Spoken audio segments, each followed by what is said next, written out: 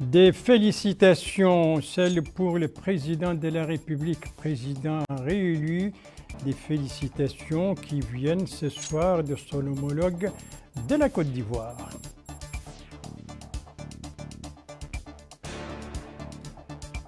Des manœuvres, celles militaires qui viennent de se dérouler à Touaïla, non loin de Nouakchott, supervision par le ministre de la Défense nationale. Des infrastructures, celles inaugurées ou lancées dans la Muqata'a de Kermessin, supervision le délégué général de Tazor. Voilà pour les principaux titres du journal et c'est parti. Mesdames, Mesdemoiselles, Messieurs, bonsoir et bienvenue à votre 22h de ce vendredi 19 juillet 2024. Et pour commencer, des félicitations et les félicitations pour le président de la République, M. Mohamed Ould Cheikh El Ghazouani, pour sa réélection dès le premier tour de l'élection présidentielle du 29 juin dernier. Des félicitations qui émanent ce soir de M. Alassane Ouattara, président de la Côte d'Ivoire, dont voici les messages. Monsieur le Président et chers frères, votre brillante réélection à la magistrature suprême de la République islamique de Mauritanie m'offre l'agréable occasion de vous adresser au nom du peuple et du gouvernement ivoirien ainsi qu'à mon nom propre nos vives et chaleureuses félicitations. En cette heureuse circonstance, je forme des vœux ardents de santé et de bonheur pour votre Excellence, de même que ceux de succès continu dans l'exercice de votre haute et exaltante fonction.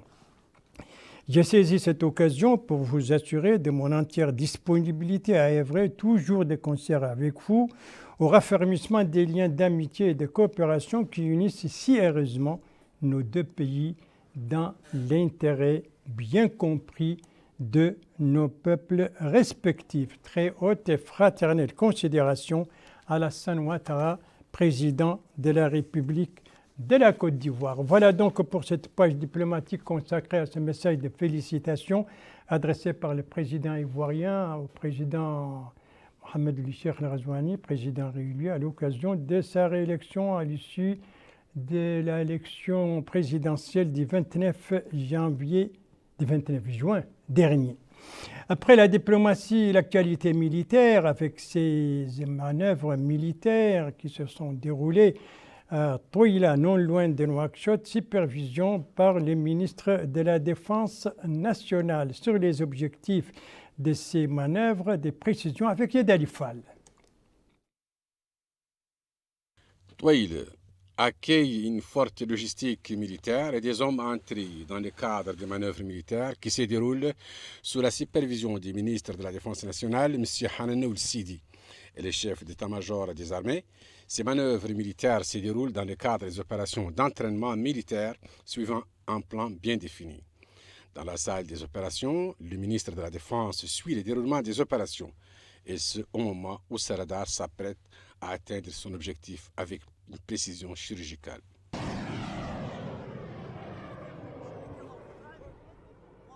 Toutes les cibles peuvent être atteintes avec cette même précision.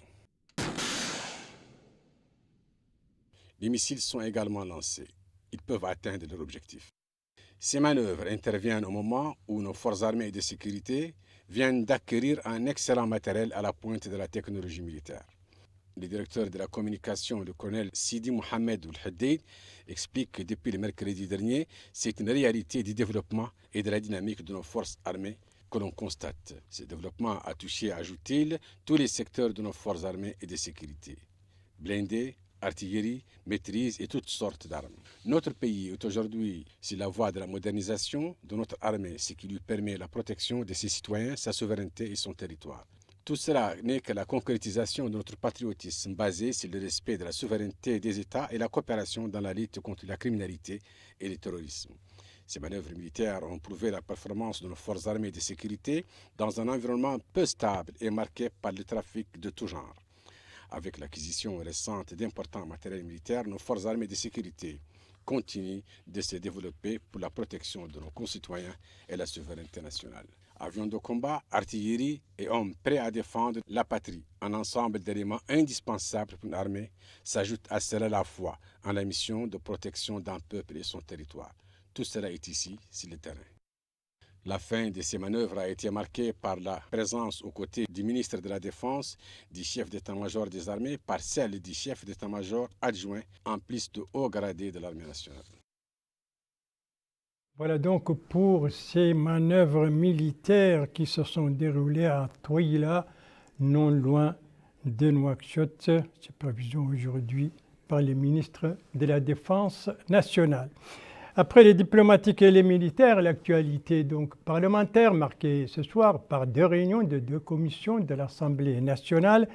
La dernière de ces réunions dont vous voyez les images, c'était ce soir. Il s'agit de la commission des affaires économiques, réunion consacrée à un examen approfondi du projet de loi autorisant l'adoption des programmes contractuels entre l'État et la SNAT, la Société nationale d'aménagement agricole et du travail. Un projet présenté et défendu devant les membres de la commission par les ministres de l'Agriculture.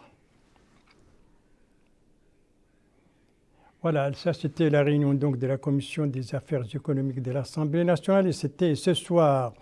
L'autre réunion également aujourd'hui, mais un peu auparavant, c'était celle de la commission des relations extérieures, l'occasion d'une discussion approfondie d'un projet de loi relatif à la Convention de Chicago, une convention qui porte sur l'aviation civile internationale. Un projet défendu et présenté devant les membres de la commission par le ministre de l'Équipement et des Transports.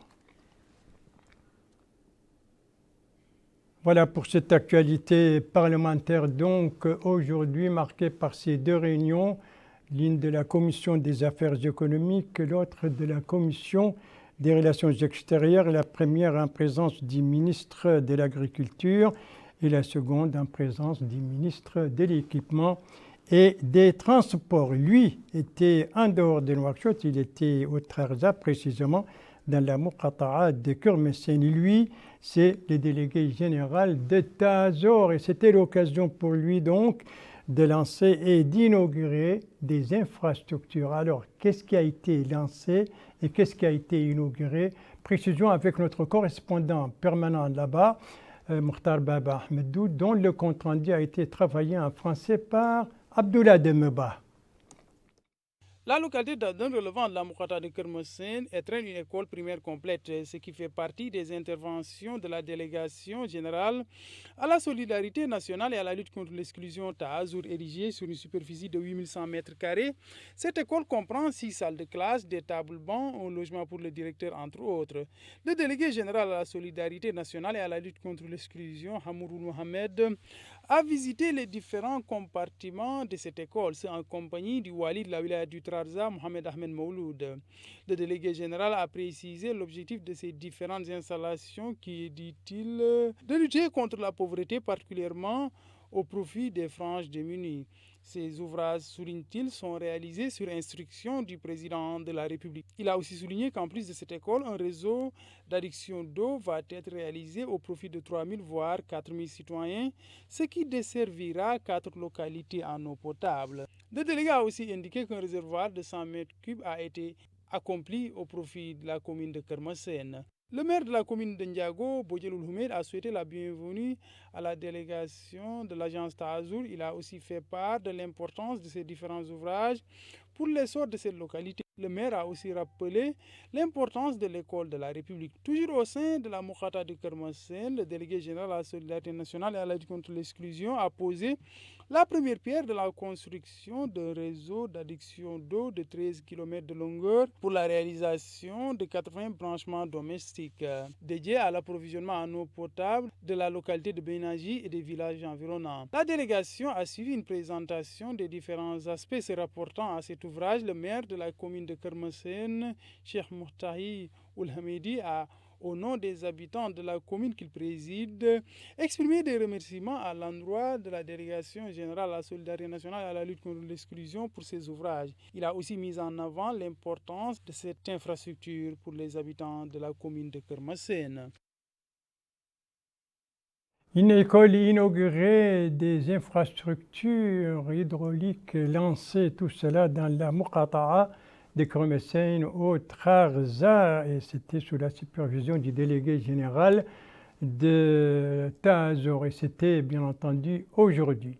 Lui par contre, c'était hier et ici à Nouakchott. Lui, c'est le lancement des travaux de cette conférence ou de ce congrès international sur la santé et notamment sur les épidémies locales, congrès dont les travaux ont été ouverts hier donc à Nouakchott. Alors l'objectif de ce congrès avec Bokar Baïlaba. L'objectif du congrès est de créer un partenariat significatif pour améliorer la qualité des systèmes de santé en renforçant la gestion des urgences et en améliorant les capacités des acteurs de l'épidémiologie de terrain. En d'autres termes, il s'agit de contribuer à la prévention et la réponse rapide aux épidémies et aux événements de santé publique. L'occasion pour le secrétaire général du ministère de la Santé, Mohamed Lemid Mohamed El Haj, de souligner que l'épidémiologie est une discipline scientifique importante qui joue un rôle clé dans le contrôle et la prévention des maladies infectieuses, expliquant que le ministère reconnaît l'importance de cette discipline et s'efforce de la développer et de la promouvoir. Il a indiqué que l'organisation de ce congrès scientifique est un pas important dans cette direction. Pour l'OMS, l'Organisation mondiale de la santé, la tenue de ce congrès scientifique renforcera les capacités des participants et des personnes intéressées par le domaine en Mauritanie. L'épidémiologie de terrain est une discipline cruciale pour la prévention et le contrôle des maladies. Elle permet de recueillir des données essentielles, d'analyser les tendances et de mettre en place des stratégies efficaces pour protéger la santé des populations.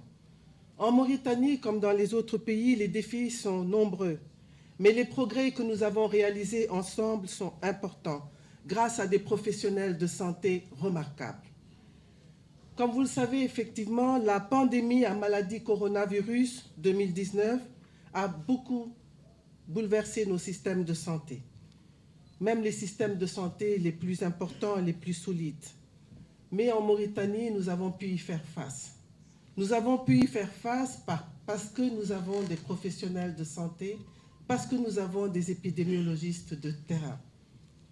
Chaque année, plus de 100 situations d'urgence sanitaire surviennent dans notre région africaine, comme m'a dit de le dire le directeur régional de la santé pour l'OMS.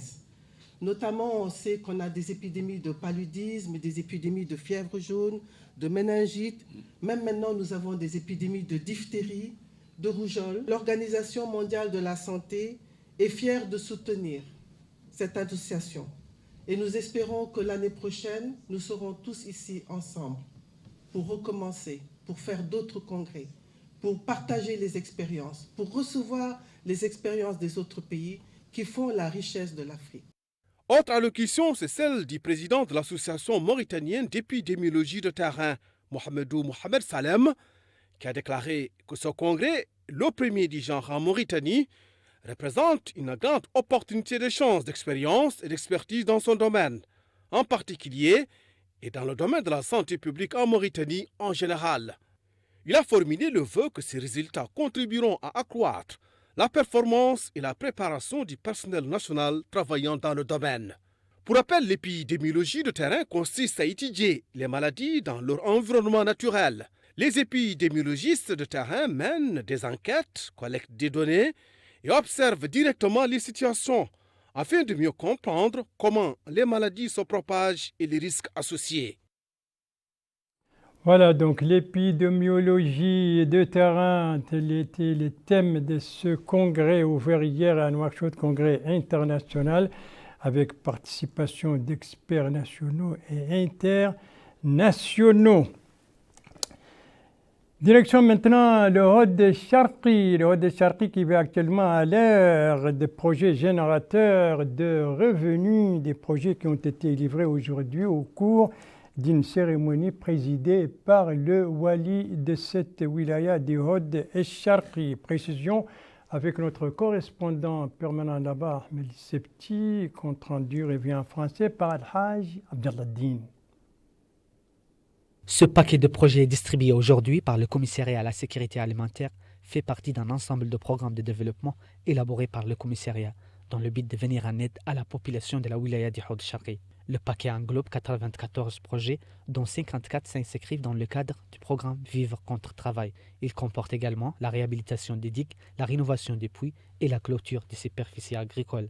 Le paquet en caution compte aussi 33 activités génératrices de revenus, dont des dépôts de gaz butane, des dépôts de briques, ainsi que la distribution d'enveloppes financières dédiées au financement des petits projets commerciaux. Lors de la dite opération, le délégué régional à la sécurité alimentaire au niveau de la wilaya du Hod el-Sharqi a précisé que ce paquet de projets a pour but de renforcer la résilience des habitants de la wilaya en identifiant la nature et les différentes composantes du paquet. Cette opération de distribution s'est déroulée sous la supervision du wali du Hod el-Sharqi en présence des Hakim Moussaïd Denema, des autorités administratives et sécuritaires et du délégué régional à la sécurité alimentaire.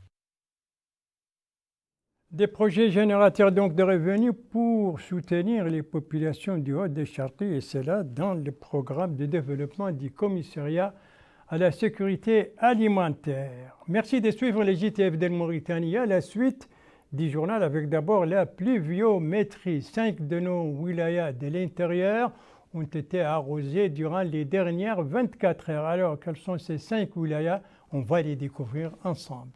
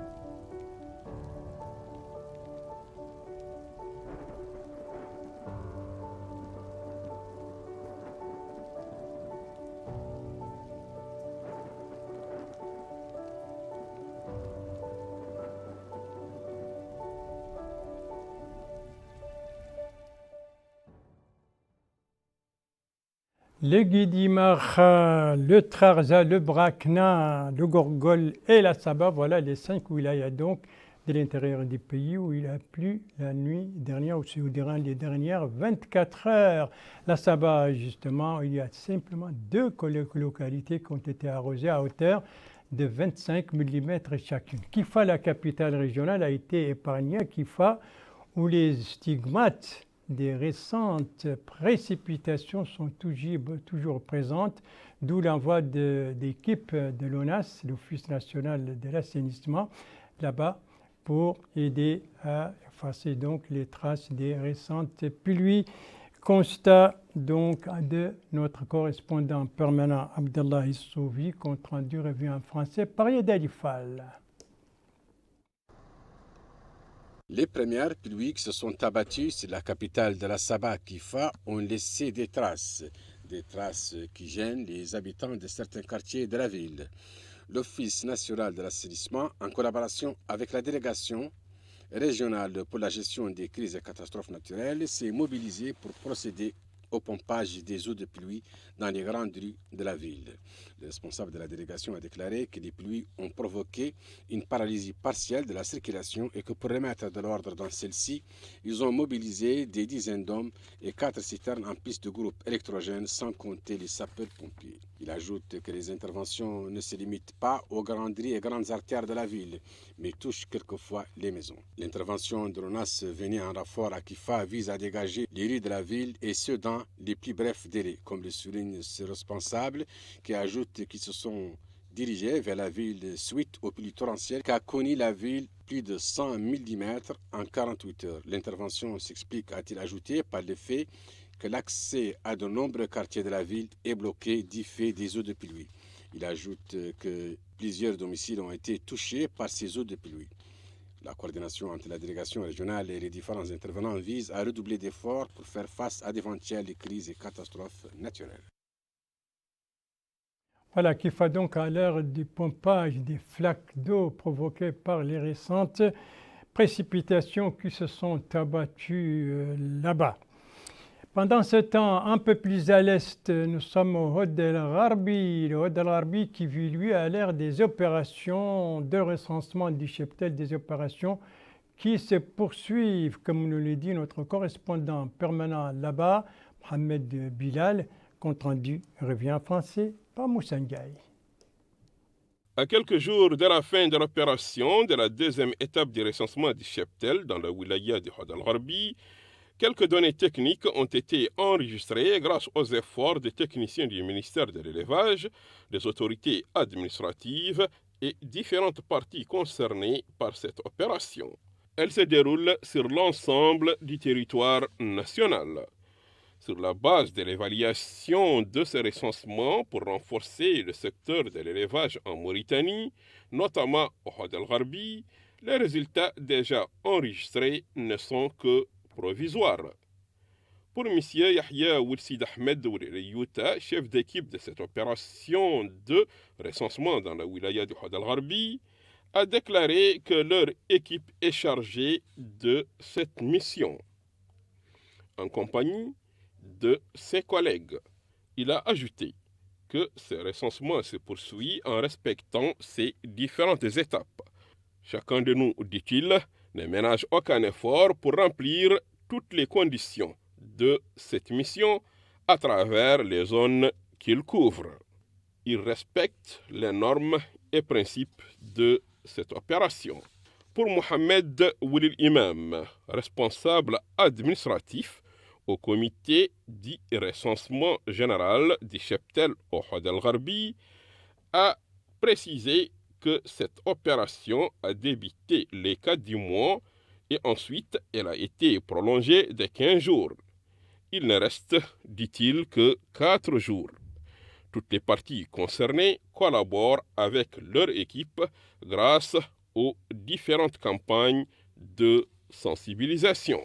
À quelques jours de la clôture de l'opération de la deuxième étape du recensement du cheptel au Hod el-Gharbi, il ne reste que mettre en place une coordination générale pour la mise en place de tous les résultats déjà disponibles sur l'ensemble de la wilaya du Hod el-Gharbi afin que le secteur de l'élevage, notamment la délégation régionale, puisse renforcer sa stratégie et ses plans d'action dans le domaine de l'élevage.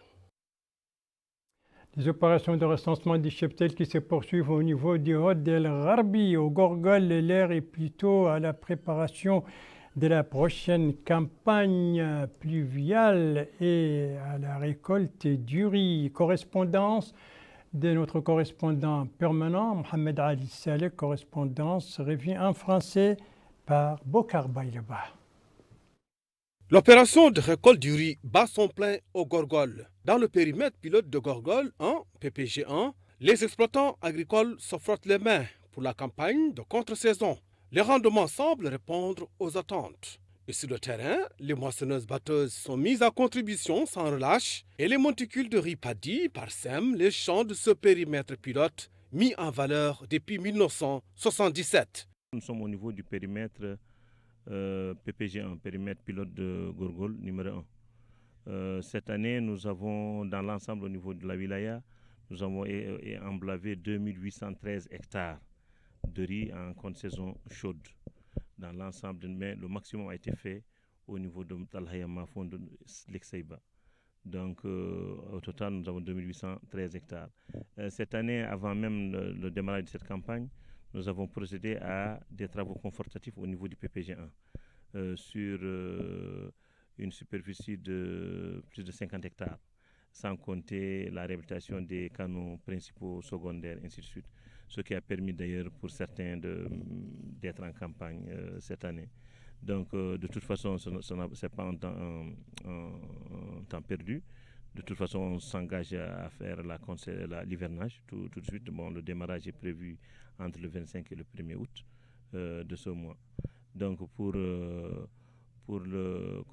les rendements sont estimés à 6 tonnes à l'hectare. Au niveau pour cette saison chaude 2024. La Société nationale pour le développement rural, SONADER, croise les doigts pour la saison d'été qui démarre sous peu. Et au niveau du PPG, on compte mettre en valeur de 1188 hectares, au PPG de 680 hectares. Ça, c'est pour l'hivernage. Donc, dans l'ensemble, ça s'est passé dans de très bonnes conditions. Les gens étaient très satisfaits. Actuellement, nous sommes en train de faire le recouvrement qui touche presque à sa fin, parce qu'on espère que au plus tard la fin de ce mois, tout le monde sera au rendez-vous. Donc voilà, pour encore comme signe de bon augure, nous avons le conseil régional a déployé un certain nombre de matériel de labour, donc des tracteurs et des moissonneuses-batteuses. Donc on espère qu'on n'aura pas de problème de labour pour ce qui est au niveau du PPG1 et PPG2 et au périmètre aux alentours. Donc voilà en gros ce que nous pouvons dire aujourd'hui pour cette campagne de contre-saison qui s'achève dans de très bonnes conditions. Au vu des bons rendements qui s'annoncent, les exploitants agricoles saluent les efforts déployés par la SONADER et demandent davantage de soutien pour la campagne d'été dans les deux périmètres pilotes du Gorgol 1 et 2.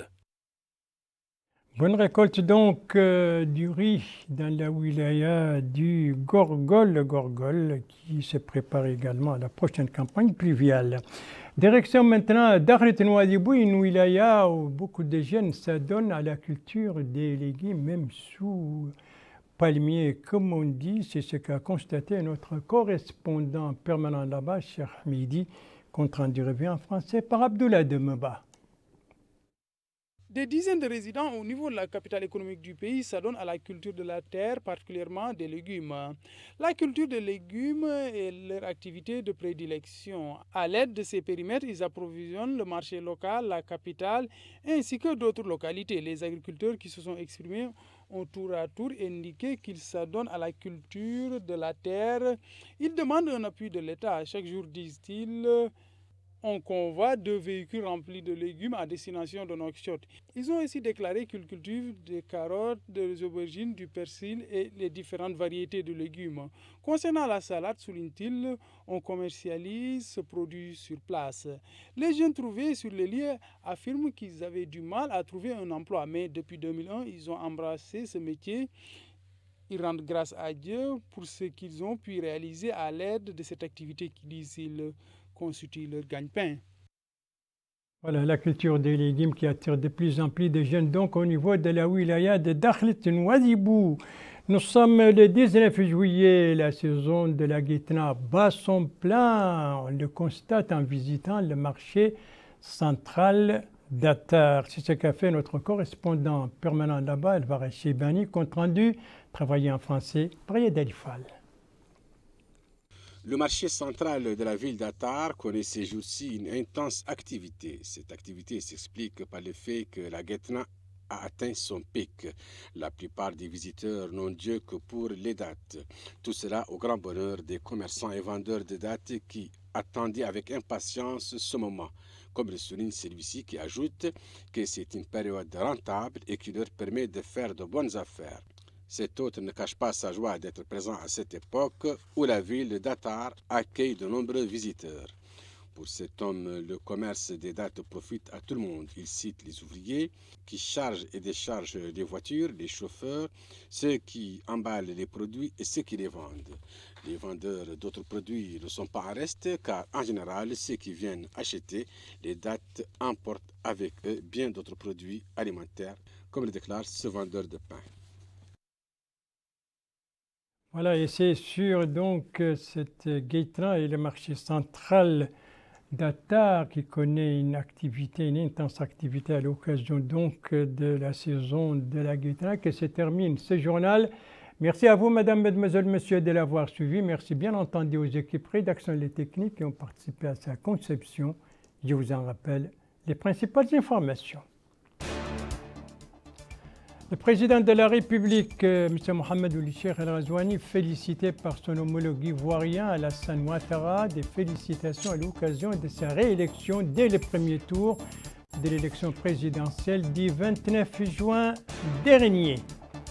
Ici, nous sommes à Jreïda, non loin de Nouakchott, qui vient d'abriter des manœuvres militaires. Les derniers exercices aujourd'hui étaient supervisés par les ministres de la Défense nationale.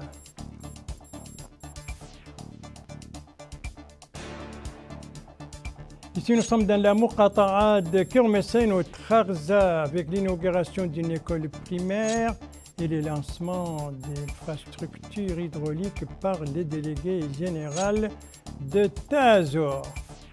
Voilà, il ne me reste plus qu'à vous souhaiter une très bonne fin de soirée, une très bonne fin de semaine et à vous donner rendez-vous. Bien entendu, avant de vous quitter, je vous rappelle quand même, ou je vous signale que juste après ce journal donc, eh bien, vous avez rendez-vous avec mon collègue Saadna Haballah pour l'émission Sa'at Niqash, autrement dit une heure de discussion. Et aujourd'hui, il sera beaucoup question de l'autosuffisance dans le domaine des légumes, donc des invités, entre autres, du ministère de l'Agriculture.